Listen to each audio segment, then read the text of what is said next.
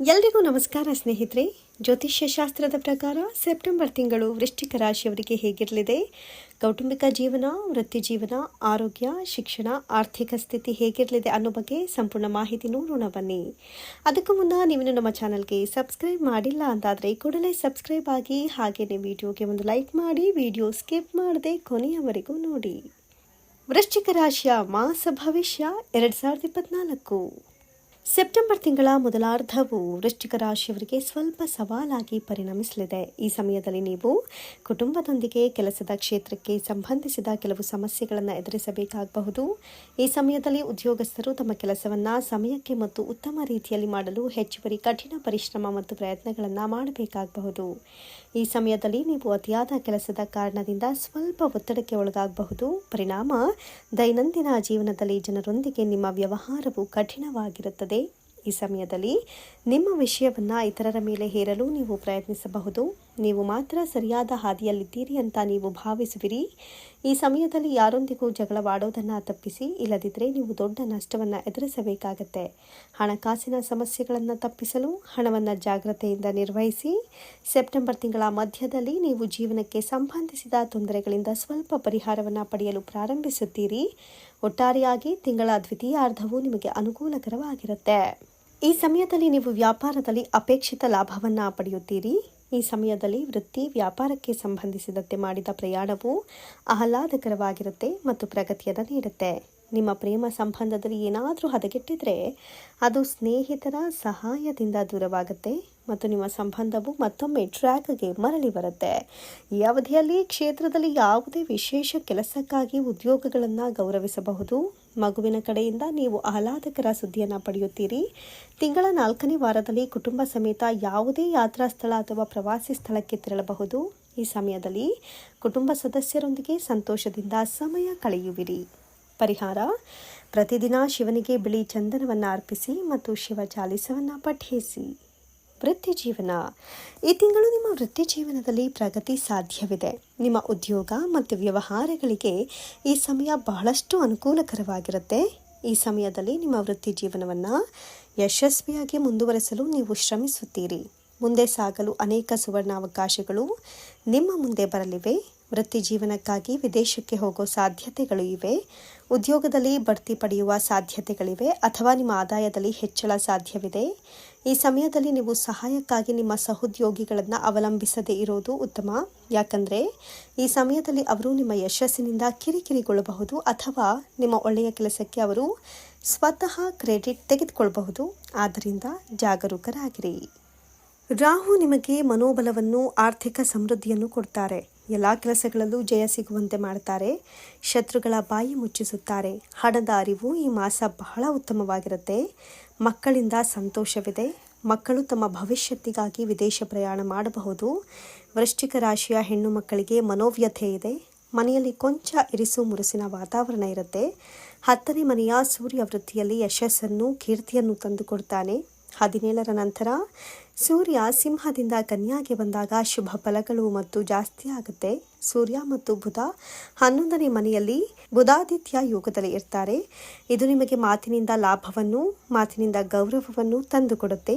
Marketing, ವಿಮಾ ಏಜೆಂಟರು, ವಕೀಲರು ಇವರುಗಳಿಗೆಲ್ಲ ಶುಭ ಫಲಗಳಿವೆ.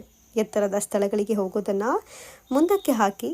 ಉದಾಹರಣೆ ಟ್ರೆಕ್ಕಿಂಗ್, ಗಿರಿಧಾಮಕ್ಕೆ ಹೋಗೋದು ಮುಂತಾದ್ದು. ಎತ್ತರದ ಸ್ಥಳಗಳನ್ನು ಹತ್ತುವಾಗ ಅಪಾಯವಾಗುವ ಸಾಧ್ಯತೆ ಹೆಚ್ಚಾಗಿದೆ. ಮುಂಜಾಗ್ರತೆಯನ್ನು ವಹಿಸಿ. ವೈವಾಹಿಕ ಜೀವನ: ಈ ತಿಂಗಳು ನಿಮ್ಮ ವೈವಾಹಿಕ ಜೀವನ ಉತ್ತಮವಾಗಿರುತ್ತೆ. ಆದರೆ ಸಣ್ಣ ವಿಷಯಗಳಿಗೆ ಸಂಬಂಧಿಸಿದಂತೆ ಸಂಗಾತಿಯೊಂದಿಗೆ ವಿವಾದಗಳು ಕಂಡು ಬರುತ್ತವೆ. ಆದರೆ ನಿಮ್ಮಿಬ್ಬರ ನಡುವಿನ ಪ್ರೀತಿಯೂ ಹೆಚ್ಚಾಗುತ್ತೆ. ಈ ಸಮಯದಲ್ಲಿ ನಿಮ್ಮ ಸಂಗಾತಿಯ ಆರೋಗ್ಯದ ಬಗ್ಗೆ ಕಾಳಜಿ ವಹಿಸಿ ಮತ್ತು ಅವರಿಗೆ ನಿಮ್ಮ ಭಾವನಾತ್ಮಕ ಬೆಂಬಲವನ್ನು ನೀಡಿ. ನಿಮ್ಮ ಮಕ್ಕಳಿನಿಂದ ನೀವು ಗೌರವವನ್ನು ಪಡೆಯುತ್ತೀರಿ ಮತ್ತು ಅವರೊಂದಿಗೆ ಅಮೂಲ್ಯವಾದ ಸಮಯವನ್ನು ಕಳೆಯುತ್ತೀರಿ ಮತ್ತು ಅವರು ತಮ್ಮ ವೃತ್ತಿಪರ ಕ್ಷೇತ್ರಗಳಲ್ಲಿ ಪ್ರಗತಿಯನ್ನು ಸಾಧಿಸ್ತಾರೆ. ವೈವಾಹಿಕ ಜೀವನವನ್ನು ಮಧುರವಾಗಿಸಲು ನೀವು ಬಯಸಿದರೆ ನೀವು ನಿಮ್ಮ ಸಂಗಾತಿಯೊಂದಿಗೆ ವಾದಿಸಬಾರ್ದು. ಅವರ ಭಾವನೆಗಳನ್ನು ಅರ್ಥ ಮಾಡಿಕೊಳ್ಬೇಕು. ಯಾವುದೇ ರೀತಿಯ ವಿವಾದವಿದ್ದರೆ ಅದನ್ನು ಮಾತುಕತೆಯ ಮೂಲಕ ಪರಿಹರಿಸಿಕೊಳ್ಳಿ. ಪ್ರೇಮ ಜೀವನ: ಈ ತಿಂಗಳು ನಿಮ್ಮ ಪ್ರೇಮ ಜೀವನ ಉತ್ತಮವಾಗಿರುತ್ತೆ. ನೀವು ಅವಿವಾಹಿತರಾಗಿದ್ದರೆ ಪ್ರೇಮ ವಿವಾಹದ ಸಾಧ್ಯತೆಗಳಿವೆ. ನೀವು ನಿಮ್ಮ ಪ್ರೀತಿ ಪಾತ್ರರೊಂದಿಗೆ ನಿಮ್ಮ ಮನಸ್ಸು ಬಿಚ್ಚಿ ಮಾತನಾಡುವಿರಿ. ಇಬ್ಬರ ನಡುವೆ ಉಡುಗೊರೆಗಳ ವಿನಿಮಯ ಕೂಡ ನಡೆಯಲಿದೆ. ನೀವು ಉತ್ತಮ ಫಲಿತಾಂಶಗಳನ್ನೇ ಪಡೆಯುತ್ತೀರಿ. ಆದರೆ ಪ್ರೇಮ ವ್ಯವಹಾರಗಳಿಗೆ ಇದು ಸರಿಯಾದ ಸಮಯವಲ್ಲ. ಈ ಸಮಯದಲ್ಲಿ ಯಾವುದೇ ತಪ್ಪು ತಿಳುವಳಿಕೆ ನಿಮ್ಮ ಸಂಬಂಧವನ್ನು ಹಾಳು ಮಾಡಬಹುದು. ಈ ಸಮಯದಲ್ಲಿ ನಿಮ್ಮ ಸಂಗಾತಿಯ ಮೇಲೆ ಯಾವುದೇ ರೀತಿಯ ಒತ್ತಡವನ್ನು ಹೇರಬೇಡಿ ಅಥವಾ ಅನಗತ್ಯವಾಗಿ ಅವರನ್ನು ಅನುಮಾನಿಸಬೇಡಿ. ಹೊಸದಾಗಿ ಸಂಬಂಧ ಶುರುವಾಗಿದ್ದರೆ ಆತುರದಲ್ಲಿ ಯಾವುದೇ ನಿರ್ಧಾರವನ್ನು ತೆಗೆದುಕೊಳ್ಳಬೇಡಿ. ಶಿಕ್ಷಣ. ವೃಶ್ಚಿಕ ರಾಶಿಯ ವಿದ್ಯಾರ್ಥಿಗಳಿಗೆ ಈ ತಿಂಗಳು ಉತ್ತಮವಾಗಿದೆ. ಈ ತಿಂಗಳು ನಿಮ್ಮ ಅಧ್ಯಯನದಲ್ಲಿ ನೀವು ಉತ್ತಮ ಫಲಿತಾಂಶಗಳನ್ನೇ ಪಡೆಯುತ್ತೀರಿ.